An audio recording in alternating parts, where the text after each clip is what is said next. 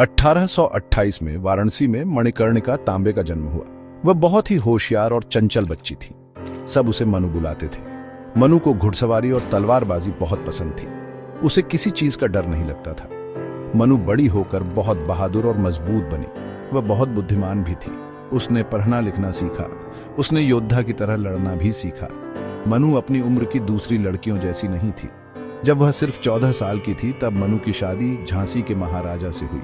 वह रानी लक्ष्मीबाई बनी, झांसी की रानी। झांसी के लोगों को अपनी नई रानी बहुत पसंद आई। वह दयालु और न्यायप्रिय थी। रानी लक्ष्मीबाई एक अच्छी पत्नी और प्यारी मां थी। उन्हें एक बेटा हुआ, लेकिन दुर्भाग्य से उनका बेटा छोटी उम्र में ही चल बसा। रानी का दिल टूट गया।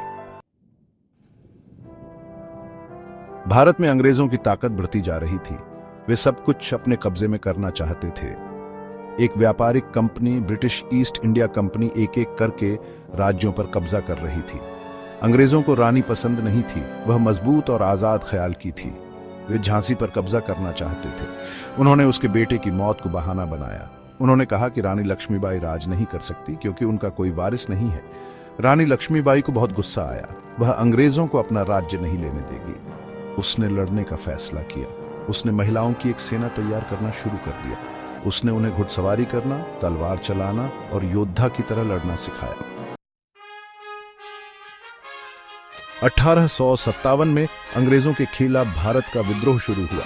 रानी लक्ष्मीबाई इस लड़ाई में शामिल हो गईं। वह विद्रोह के नेताओं में से एक बनी। वह अपने सैनिकों के साथ बहादुरी से लड़ी। वह एक कुशल योद्धा थी।